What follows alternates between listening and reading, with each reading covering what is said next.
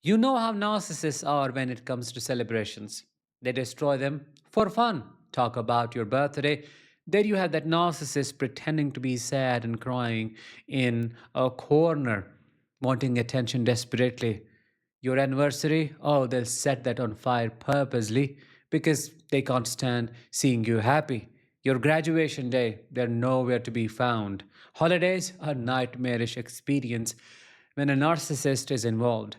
The same is applicable to a marriage day, to weddings. In addition to ruining your marriage day, they behave in strange ways when it comes to other people's weddings. They display behaviors that do not make any sense but are really irritating. Let's talk about these behaviors further in this episode. I am Danish, a narcissistic abuse recovery professional. Welcome to my channel. The topic is 5 strange behaviors a narcissist shows on weddings. Stay until the very end because I'm going to share my personal experiences with you. Behavior number 1, they steal the show in a bad way because they have a main character syndrome. They have to have everybody focusing on them. It doesn't matter if that focus is negative in nature. Let's say you are getting married to a man, you're a woman, and that man has a narcissistic mother. She's extremely jealous of you. She has been trying to separate you from her toy, but hasn't been able to do so. What she does on your marriage day is the biggest violation ever. She knows very well who is supposed to wear what, but she intentionally shows up at your marriage wearing the same dress that you are wearing as a bride. Nobody is allowed to do so because it's about the bride as well as the groom. They have to look different, unique, and special. Why? Well, it's their day. But she intentionally ruins it by showing up wearing the same dress. And the crazy thing is, you're not allowed to show your emotions. Perhaps that narcissistic mother has created an enabler out of her son, and he shuts you down the minute you open your mouth. Or by chance, if that son turns out to be a sane, normal, non narcissistic person, he may try to hold her accountable. And you know what she'll do? She will try to be the biggest victim in the room, make it all about her hurt ego. I am the mother. I wanted to be a part of this. I don't know what I have done. I don't understand how to function with you guys. I see where it is going. I see we are not going to have a future together. I'm already an alien. The show goes on. You may wonder, why would somebody do such a horrible thing? Well, these folks have zero empathy. They do not care about your emotions, let alone caring about your day. They are filled with jealousy, and you need to understand, as her daughter in law, you have stolen away her biggest toy, her son. How will she not try to destroy you?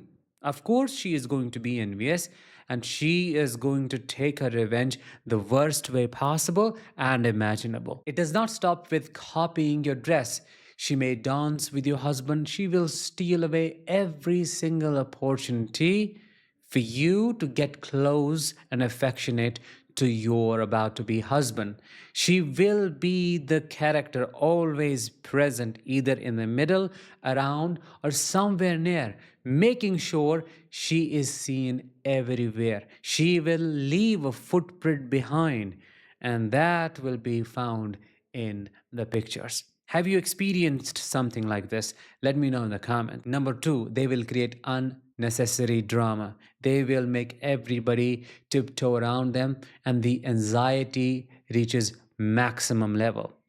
My father would do it all the time, especially with the people who he would see all the way below him.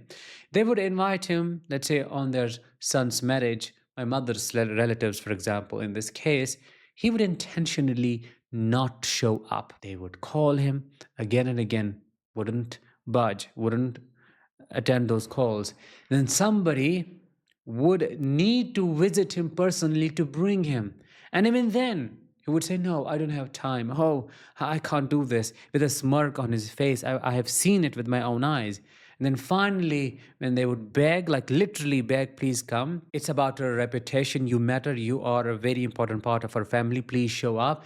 Then he would finally, with a satisfactory smile on his face, leave and be present only for a few minutes or maximum hours. He also had that main character syndrome. Would you believe me? The bride, the groom, or the person in focus would completely be forgotten, and everybody would be treating him as if he was the main person, as if the occasion was all about him. That's what they do. This is the reason why I call them monsters, because they do all of these crazy things intentionally. They know what to withhold, when to withhold it, and how to weaponize occasions against you. Who does that?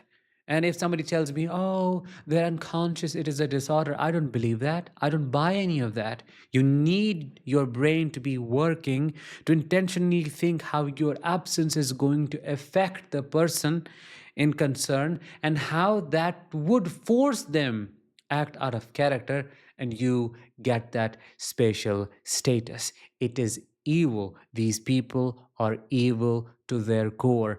I can guarantee that. Behavior number three, they need to have maximum control over all the activities.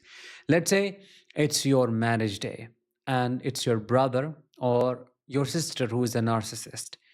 If you do not make them the head of everything, you are going to face the consequences later. It's all or nothing. Either give me all control over everybody who is involved in the situation, or don't even bother inviting me. That's how black and white it is to deal with a narcissist. The crazy part is they may not be even genuinely concerned with running things smoothly, making sure everything happens in order. It's all about supply, it's all about control, it's all about I have all the keys. I am going to decide who is going to do what you will be wearing, what your bride will be wearing, what I will be wearing, how different that is going to be than everybody else, how much money is spent, so on and so forth. If by any chance you criticize them a little bit, or you say, oh, I don't like that, or that's not a nice thing, that's not what my wife likes, or that's not what I think my husband would like, that is when you would have insulted them the most. The consequence, they will leave everything in the middle of as it is happening without caring how devastating that would be for you. Number four, they will pick a helper's role with an intention of destroying the occasion. Let's say it's your sister who wants to be your bridesmaid, or your friend who is deeply narcissistic but covert in nature. Oh, she'll be nice, kind, she'll help you plan things, she'll help you handle your anxiety, so on and so forth. She will give a long sermon, a long speech, making everybody think, oh, she must love her the most. Oh, wow, such an amazing person. But behind the closed doors, and nobody's watching, she will tear you apart. She will make it about herself and her emotions. She will advise you the wrong things. She will criticize you, but subtly. She will pass on remarks that will make you lose confidence in yourself. That'll make you think, oh, something is still missing, or something is going to go bad. She watches your reactions and thoroughly enjoys the emotions she is able to make you feel. Now, you may ask, why does she do so? To take revenge. It all comes back to having that main character syndrome. She is jealous of the person you're marrying. She is jealous of the things that are happening in your marriage. She is jealous of the event. So, yeah, she is going to ruin it, but she's going to make you think, oh, she's your cheerleader. She is that biggest supporter.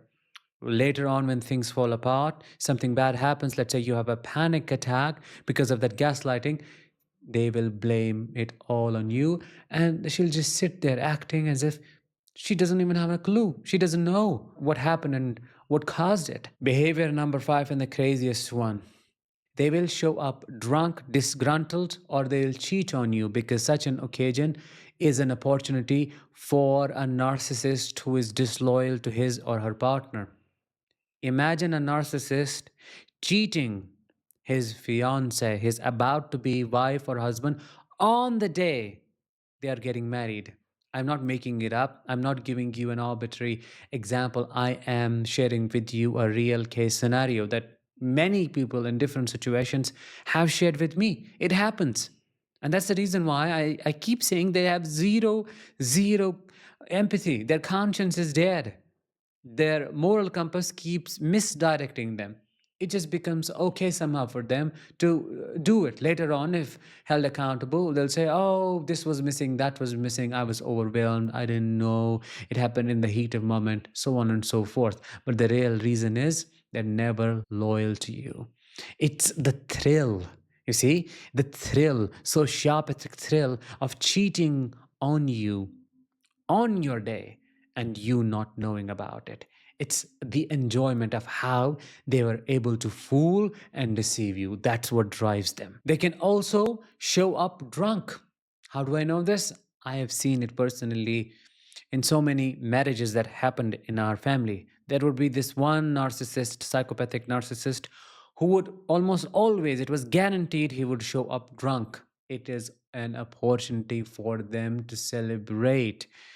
It's an embarrassment, not for them. They enjoy the show, but for others, it's a total loss, a grief they carry with themselves later on, especially for the sane person involved. She or he remembers them totally dissociated from reality. Like, what was the need to do so?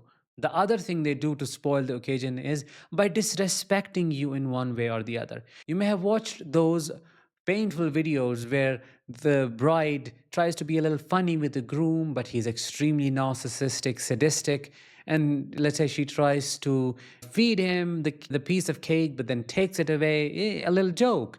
What does he do? He destroys it all. Let me know in the comments if you have watched such a video. Or the groom feeds that piece of cake first to his mother and then forgets about the wife totally, or hugs his mother or walks with his mother. I have come across so many videos online. And the minute I watched them, I was like, oh, there goes the narcissist. And unfortunately, there goes the cancelled marriage. There comes the tremendous pain that this poor soul will have to go through. What narcissistic behaviors have you personally experienced on marriage days? Let me know in the comments, and I will talk to you in the next one. Until then, as always, let the healing begin and continue.